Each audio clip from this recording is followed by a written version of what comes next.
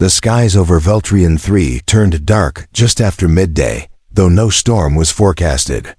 People in the central city lifted their eyes to the clouds, confused by the sudden shift in light. Then the alarms began. Screaming sirens echoed from every tower. Something massive had entered the atmosphere, and it wasn't from their world. Inside the command chamber of the orbital base, soldiers scrambled, screens flashing red. The enemy wasn't just near, was already landing. Within minutes, enormous warships from the Helari Empire dropped into the upper sky like falling stars, glowing with energy. The Helari were feared across dozens of systems. They conquered, not for land or power, but for sport. They chose planets with warriors, worlds that could entertain them, and Veltrian 3 had always trained its people for war. Across the planet, soldiers ran to battle stations, citizens rushed into bunkers, and shields flickered to life. But in one corner of the planet, a forgotten group of refugees hid beneath the ground, humans from Earth, survivors from a lost war. Most Veltrians didn't even know they lived among them. One of them was a man named Jason. He wasn't a soldier anymore. He'd once worn a uniform back on Earth, but that was before the fall. Now he worked in mining tunnels, hauling broken metal, rebuilding small systems, and staying out of the way. He had no rank, no team, and no home. When the Helari soldiers marched through the outer cities, they didn't destroy everything. They came for one reason, a ritual they called the Claim. Every 100 cycles, their warriors selected a champion. The strongest, the deadliest, the most skilled. This champion could claim anything or anyone on the conquered planet. And this cycle, the prize was different. Not treasure, not resources. It was her. High Priestess Kaelari of the Helari, daughter of the matron empress, had declared that only the strongest warrior in the galaxy could win her bond. She would offer herself in combat ritual. Any being who could defeat her in the arena would become her chosen. But first, they had to prove themselves worthy by winning the trials. 10 brutal, deadly events. No mercy. No surrender. Warriors from across Veltrian came forward. Tall, powerful, trained in battle. Veltrians with glowing blades. Mercenaries with cybernetic limbs. Even a few off-world bounty hunters arrived, eager for the reward. Some wanted power. Others wanted her. Jason didn't care about her. He didn't plan to fight. But the war came too close. A Helari patrol entered the mining sector, searching for potential contestants hiding underground. They discovered the human outpost and ordered everyone to kneel. One man resisted. An old engineer, barely able to walk, but proud. He refused to bow. Jason stood up. Without thinking, without planning, he stepped between the Helari and the old man. Fists clenched, heart pounding. He didn't have a weapon, just his own body. The Helari laughed, then they attacked. Jason didn't remember everything clearly. Just movement, instinct, fire in his blood. The same fire that had burned long ago in Earth's battles. When the dust cleared, 2 Helari warriors were on the ground. UNMOVING. Silence fell. Everyone stared. Within hours, the footage spread across the Helari network. A human had defeated elite soldiers. No tech, no armor, no backup. It didn't make sense, but it made headlines. Kaelari herself demanded the human be brought to the trials. Not as a prisoner, but as a contestant. Jason refused. Twice. He didn't want glory. He didn't want war.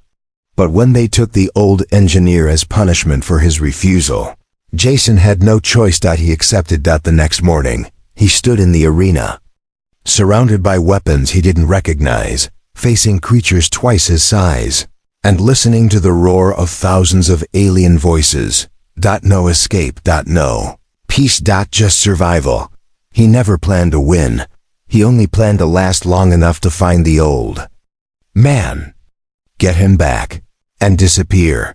But fate had a different plan, because in that first match when a giant 4-armed beast charged him, Swinging plasma axes, Jason didn't run. He moved forward, straight into the fight, and Kaelari, watching from her throne high above the arena, leaned forward for the first time. Her expression unreadable. She didn't expect the human to last even a minute. He lasted 12. And when the beast fell stunned, defeated, broken, Jason stood over it, blood running down his arms, chest heaving, eyes burning with fire. The crowd went silent, then erupted. The human had passed the first trial, and the High Priestess smiled. Jason couldn't feel his arms. His muscles burned. His legs trembled, and blood dripped from a cut above his eye. He stood in the middle of the arena, surrounded by silence. The ground was still warm where the four-armed beast had fallen. Medics dragged the creature away. No one came to help. The human. He didn't need help. He just needed air. 2 Helari guards approached him slowly, their long weapons pointed down in respect. One of them handed him a black cloth and a flask. Jason wiped the blood from his face and drank. The water tasted strange, but it cleared his head. He wasn't sure what had just happened. He only knew one thing now. He was inside the trials. And there was no way back. Back in the holding chamber, he saw the other fighters, some looking at him with interest, others with hatred. They had watched his fight from behind clear barriers. He was supposed to die. Instead, he stood. One of the warriors, a tall Veltrian named Rorik, stepped closer. His armor was cracked from an earlier battle. He stared at Jason like he was something new, something dangerous. "You're not strong," Rorik said, voice low and firm. "But you fight like someone who's already lost everything." Jason didn't respond. He sat on the cold bench and closed his eyes. He remembered the old man they had taken. He had to survive, not for fame, not for the priestess, but for that single promise in his heart. No one gets left behind. A loud alarm rang through the holding area. The next trial was starting. This time, there were 6 fighters in the arena. Jason was one of them. The gates opened, and he walked into a different kind of battlefield. It was dark, like a broken city from some ancient war. Broken towers leaned sideways. Sharp metal beams stuck out from the ground. The sky above was black, filled with artificial clouds. The announcer's voice boomed from invisible speakers. "The trial of shadows begins now," the voice said. "Only 2 will survive." The others ran ahead. Jason stayed still. He crouched behind a fallen pillar, breathing slowly. He wasn't the strongest, but he was a soldier, and soldiers waited. Suddenly, something moved above him, silent, fast. Jason rolled just in time as a tufa shadow leaped down with a blade. It was one of the others, a silent killer with glowing red eyes and twin daggers. Jason barely blocked the strike with a broken piece of metal. They fought in silence, blow for blow. Jason's chest burned. The attacker moved like wind, too fast, too sharp. But Jason didn't chase. He waited. He watched. And when the attacker leapt again, Jason grabbed a loose wire from the wall, swung it forward, and caught the figure in mid-air. Electricity cracked. The fighter dropped. UNMOVING. Jason didn't celebrate. He moved deeper into the ruins. One by one, the others fell. Some to traps, some to each other. At the end, only 2 fighters stood. Jason and Rorik. They didn't speak. They faced each other in the center of the broken city, weapons in hand. Rorik held a curved blade. Jason had a sharpened pipe. "I didn't come to kill a human," Rorik said. "Then don't," Jason replied. They fought anyway. It was brutal. Steel clashed. Blood flew. Dust filled the air.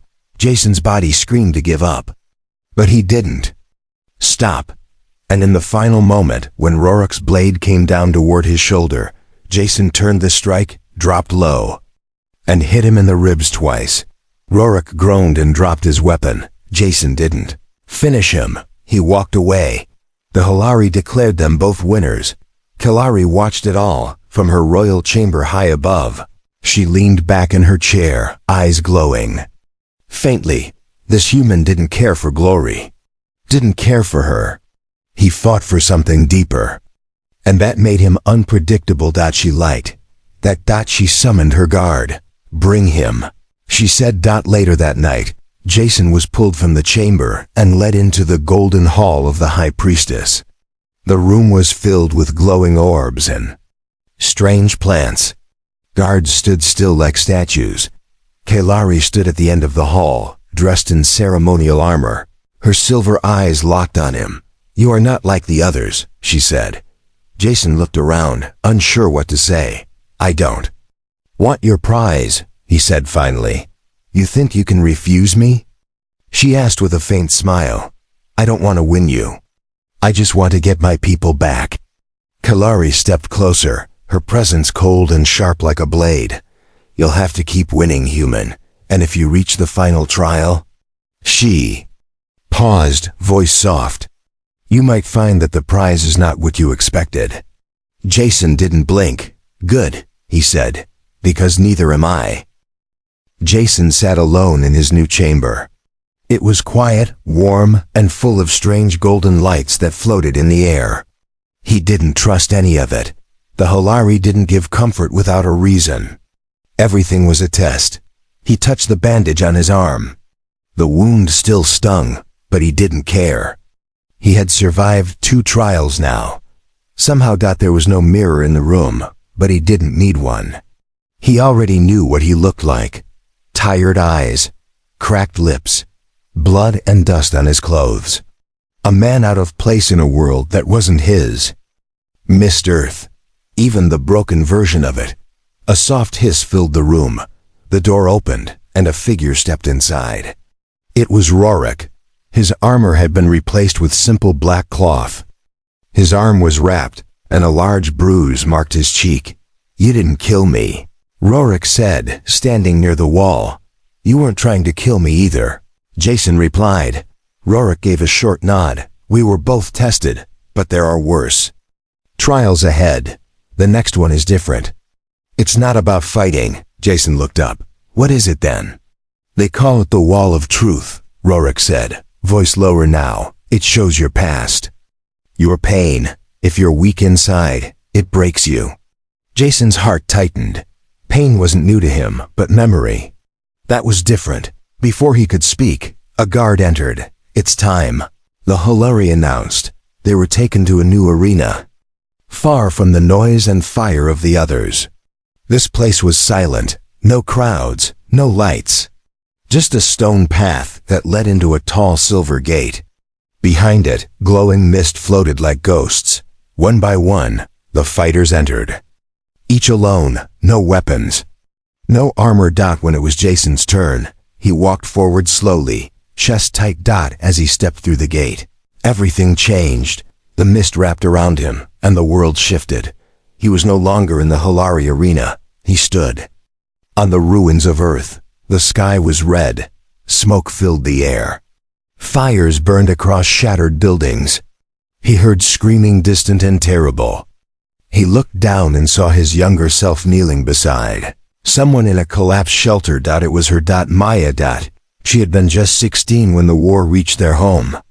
His younger self held her hand, blood soaking her side. She had tried to protect a group of children when the alien strike hit. Jason remembered every second, but now he had to watch it again. The mist didn't let him look away. He saw himself crying. He saw himself fail. He saw her last breath, and then silence. His hands shook. His knees bent. The weight of that day returned like a stone on his chest. But this time, he didn't turn away. He stayed on his feet, eyes open, jaw clenched. "You can't take this from me," he whispered. The mist began to fade. The ruins disappeared. The pain remained, but he had passed. He walked out the other side of the trial, hate sweat pouring down. His back, his breath heavy, but his step steady. Rorik waited just outside. His eyes were red, but he nodded. "Most don't return," Rorik said. Jason didn't reply. He couldn't speak. Back in the command tower, Kaelari watched the humans trial through a glowing orb. She saw the image of the dying girl. She heard his whisper. Her face showed no emotion, but her heart beat faster. No Helari male had ever moved through the wall of truth with that kind of strength. She stood from her throne. Send a message to the Elder Council, she said, her voice low and sharp. Advance the timeline. The guard hesitated. But Priestess, there are still 3 trials left. I said advance it, she repeated, eyes fixed on the image of the human walking alone through the mist. He doesn't need more tests. He's already the storm. Later. That night, Jason sat in silence. He had survived 3 trials, but something had changed. He no longer cared about winning. Now, he needed to understand why Kaelari kept watching him. Why she changed the rules, and what kind of final game she was playing, because he knew one thing clearly now. She wasn't just a prize. She was part of the trap. Jason didn't sleep. Even in the soft bed the Helari provided, he stayed awake watching. The strange lights on the ceiling flicker. Every comfort felt like a lie. Every silence, a trap. Something about Kaelari's gaze still burned in his mind. That look she gave him after the wall of truth. It wasn't curiosity anymore. It was something colder. Like she already knew how this would end. At dawn, the guards returned. But this time, they brought not just him and Rorik, but 20 others. New fighters. Most of them were Helari males, proud and deadly. Their armor gleamed. Their movements were sharp and practiced. They looked like champions. Jason felt out of place again. Just a man in worn boots and rough cloth. The guards led them into a circular chamber where Kaelari stood waiting. Her armor was darker now, her crown taller, and a blade rested on her hip. You have passed the first 3 trials, she said, her voice calm and clear. But the 4th is not about your strength. She turned, motioning toward a tall gate. It is about your loyalty. The gate opened. Behind it stood prisoners. Humans. Veltri, Azens. Even a few small children. One by one, they were led into the arena, chained and frightened. Jason's hands curled into fists. He recognized some of the humans people from his refugee group, taken by Helari soldiers during the first raid. Kaelari's voice echoed.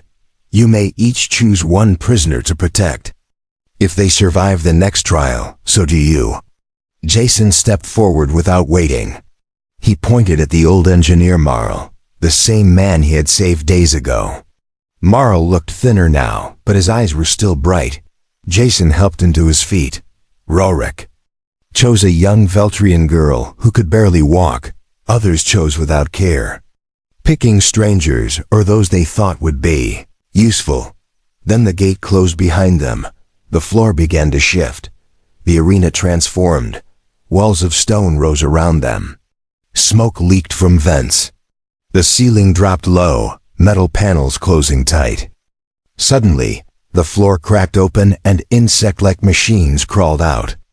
Sharp, fast, and hungry. It was a survival maze, a machine trap built by Helari engineers. The challenge: escape before the predators reached the prisoners. Jason pulled Marl. Behind him, they ran. The maze was filled with shifting paths and mechanical creatures that moved like shadows. They didn't care about the fighters, they went for the prisoners. Jason fought with broken pipes, rocks, and anything he could grab. But the machines didn't stop. One leapt toward Marl. Jason turned just in time, grabbing it mid-air and slamming it against the wall. Sparks flew. Pain shot through his shoulder, but he kept going. Behind them, screams echoed. Some prisoners were lost. And with them, the fighters who failed to protect them were removed, dragged out by guards. Jason didn't stop running. He guided Marl through the maze, reading every wall, every opening, like a soldier in a ruined city. Rorik followed not far behind, carrying the child when she fell. After 20 brutal minutes, the maze opened and only 6 pairs remained. Kaelari stood at the exit, expression unreadable. You protect the weak, she said as Jason limped past her. I protect those who matter, he replied. She tilted her head. And who decides who matters? I do, Jason said. Kaelari studied him quietly, then turned to her guards. Send the remaining prisoners back to their homes. They've earned their lives. Jason froze. She was letting them go. All of them. He didn't understand why, but he didn't ask. Marl gave him a shaky smile before disappearing into the transport chamber. That night, Kaelari summoned Jason again, not to the throne room, but to the temple garden. There was no one else. Just her. She stood under a glowing tree, the leaves silver and soft. Jason approached slowly, not trusting the quiet. You hate me, Kaelari said. I don't know you, Jason replied. That's not true, she said, stepping closer. You know exactly who I am. And that's why you're afraid. I'm not afraid of you. You should be. She circled him, voice calm and sharp like a blade sliding across stone. The trials are not just for honor. They are a filter, a search. For someone who can stand beside me, not under me. I don't want a servant. I want a storm. Jason turned to face her. Then stop playing games. Tell me the truth. Kaelari's eyes glowed. There's one final trial left. One that no one has ever passed. It's not a battle. What is it then? She stepped close enough for him to feel her breath. It's a choice. Then she left. Jason stood alone. In the garden, surrounded by light, but feeling the weight of darkness growing behind him. One trial remained, and it wouldn't test his body. It would test his soul. Jason stared at the moon above the Helari palace. It looked cracked, as if something ancient had tried to tear it apart. That broken moon felt like a warning. He didn't know what the final trial would be. Only that it would break something inside him. The next morning, he stood in the central arena, this time alone. No other contestants, no crowd. No Kaelari in the throne. Just silence. A Helari elder appeared from the far gate. Old, with silver skin and glowing blue eyes. Your final trial begins now, the elder said, voice heavy. But it is not one of combat. Jason waited. You must choose between two doors, the elder continued. Behind one door is the prize, behind the other, the truth. Jason narrowed his eyes. What does that mean? The elder didn't answer. Instead, two tall doors rose from the ground. One glowed red, the other white. No hints, no clues, the elder said. You may only open one. Jason took a step forward. His mind raced. This wasn't a game of chance. This was designed to test his reason. His purpose. The red door whispered power, fame, victory. The white door felt quiet, cold, lonely. He stood between them for a long moment. Then he turned toward the white door. It opened without sound. He stepped inside. What waited on the other side was not a throne, not Kaelari, not glory. It was a long, dark hall. With mirrors. Each mirror showed Jason at different points in life. His childhood, his battles, his failures. He saw his face when he first killed, when he buried friends, when he gave up hope. One mirror showed him holding Maya's body again. He looked older in this reflection, broken. He kept walking. At the end of the hallway stood Kaelari. No armor. No crown. She wore simple robes, and her eyes were softer now, but filled with something heavy. Like she had been waiting for this moment a long time. Jason didn't stop. He stood in front of her. This is the final trial? He asked. She nodded. Yes, and you chose it. What happens now? I show you what this all was, she said. Lifting one hand, the room changed again. Now, they stood in a chamber with a glowing map of the galaxy. Kaelari pointed to a dark cluster of stars. There is a war coming. Bigger than any before. The old powers, Helari, Veltrian, human, none of us will survive it alone. Jason said nothing. Kaelari turned toward him. My mother, the Empress, believes only bloodlines will unite the stars. So she created these trials, not to find a warrior, but to find someone who could stand beside me and challenge the Empire from within. Jason stared at her. You want me to lead a rebellion? I want you to change history, she said quietly. Jason shook his head. I'm just a soldier. You're more than that, she said. You made choices no Helari would make. You protected, you forgave, you resisted power. You chose truth. Jason took a step back. This wasn't about earning you, he said, voice firm. It was about you testing yourself through us. Kaelari lowered her eyes. Yes, I wanted to believe a human could be more than a weapon. And you proved it. Jason was quiet for a moment. Then he asked, and if I had picked the red door? You would have stood in the arena, wearing gold, given the crown, and I would have become yours, she said coldly. But you would never have known what truly mattered. Jason breathed slowly, then said, so what now? Kaelari looked up again. There is one last decision. Another wall opened. Behind it stood Rorik, chained and wounded. Guards at his sides. He was caught trying to escape, she said. The law demands his death. Jason stepped forward. Then change the law. Kaelari smiled faintly. You're ready. Jason turned to her sharply. What? Kaelari nodded once. You just passed the final trial. Not by force, but by refusing to become what this empire wants. Jason stared at her. You never needed a champion. I needed a partner, she said, and for the first time, Jason understood. She hadn't been testing his strength. She had been testing his heart. Asterisk. Jason stood in silence. The words echoed in his mind. You passed the final trial. There was no victory. No cheering crowd. No golden crown. Just him and Kaelari, and a galaxy waiting for war. Kaelari walked past him slowly, her robe flowing behind her like water.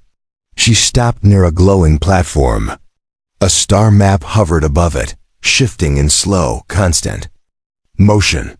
Systems flickered red, already under threat. Millions will die, she said, unless something changes. Jason glanced at Rorik, still chained, still wounded. He took a step forward. Kaelari nodded to her guards. They removed the chains. Rorik fell to one knee, then looked up at Jason. I told you, Rorik said, voice weak. You fight like someone who's already lost everything. Jason helped him stand. I still have more to lose, he replied. Kaelari turned to face them both. The Empress will not accept my choice. She'll call you a traitor, and me, a mistake. Jason crossed his arms, so let her. Kaelari's eyes flashed. You're not afraid. I am, Jason admitted. But fear doesn't stop me anymore. She stepped closer. I can name you Consort King. With one word, the entire empire would kneel to you. Jason shook his head. I don't want a throne. Then what do you want? He didn't answer right away. He looked at the star map, then at Kaelari. I want to build something that lasts, longer than war. Kaelari tilted her head, her voice softer. Then stay. Help me break the old ways.